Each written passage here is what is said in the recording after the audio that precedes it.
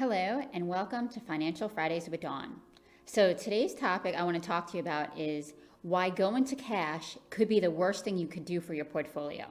So with all the volatility that we've experienced in the past couple of days, and we may be able to experience again coming around election time, as I talked earlier in another video, going to cash is not something you want to do.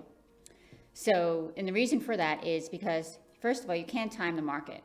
For example, I had somebody call me this week and they were concerned, they're sitting in cash and they were worried that the market was going to go down even more and they wanted to wait on investing and not to do anything yet.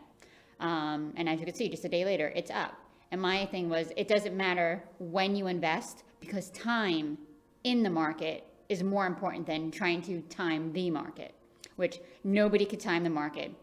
As I've discussed before and in my various articles that I've written and in various videos. So, and the reason that we can't do that is because nobody has a crystal ball. You can't tell what's going to happen. So, for example, I want to use this investor called Bob. So he basically, in 1973, he invested over his life of for about 42 years of an investing time frame. 1973, he put in $6,000 into the S&P, and that was right before the market dropped 48%. That was the S&P dropped.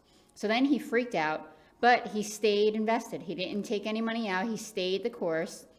Then he got brave enough, and right before 1987, he saved the money he had saved up until that point was about $46,000. He puts that into the market, and that was right before the crash. And then he didn't get back into the market again until 2000. He put in $68,000. Again, it crashed. And then he has the worst luck. So then 2007, he put in another $64,000, and we all know what happened in 2008.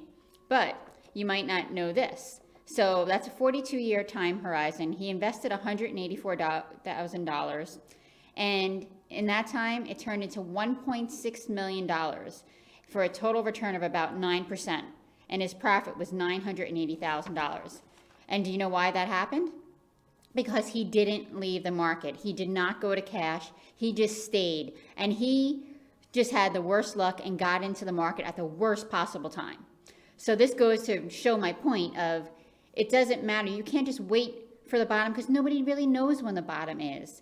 You just want to invest. The best day to invest is today. And I have some more stats I want to go over with you. This is a 20-year time period of the S&P.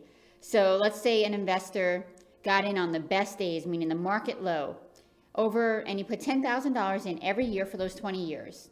At the end of those, in 1999, he put in $10,000 to start. And at the end, in December 2018, he would have had $546,793, which is a 9.16 return. So he put it on he again, got lucky. The lowest days, market lows, and got in every year for those past 20 years. Now, someone else who put it on the worst days, he put it on when the market was at its all-time high for that year. This person did 6.91%. Again, the same $10,000 every year, and they ended up with $415,560.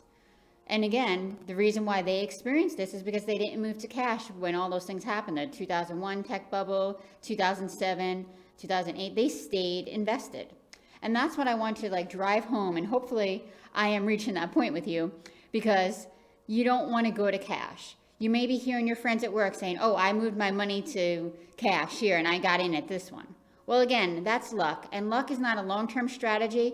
And the fact that he or she is telling you that right now that that's what they did. And if you go try to do that now, you're not going to get their return because you would have had to done it the exact same time as they did.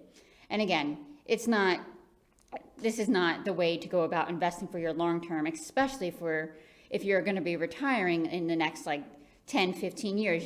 This is how you want to invest. You want to basically sit down with someone, and this is what I do. I sit down with you. I find your emotional risk score, which is going to tell me what you really feel because we're going to talk about your actual numbers.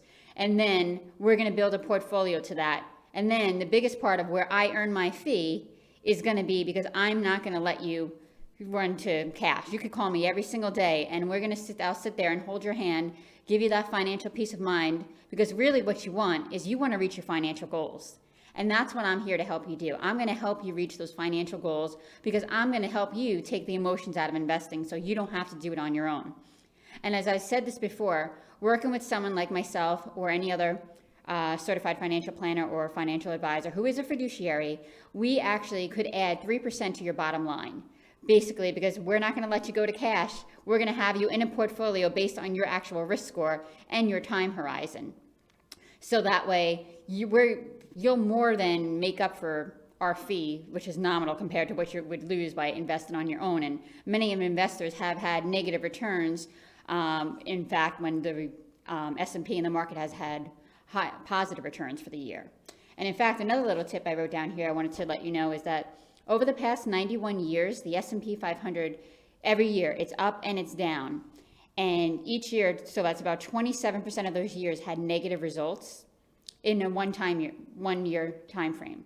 So meaning if you just went out to cash in 1 year, you didn't stay invested, you would have lost 27% of those years. Now, if you stayed invested for just 3 years, that would have been half of those negative year time periods you would have experienced. If you went out 10 years, you would only experience 5 of those negative periods. So I hope I'm driving home the fact here that basically, time in the market is more important than time in the market because nobody knows when the bottom is going to hit and nobody knows when we've peaked. Just look at, for example, what happened in March 27.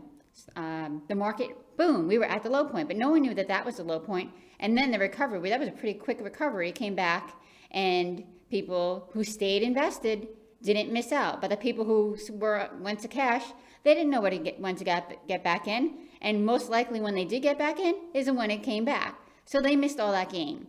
So my other advice is if you're willing to take the risk, stay in the market and get the reward. And again, you should be working with someone who is looking at your time horizon as well as your emotional risk tolerance.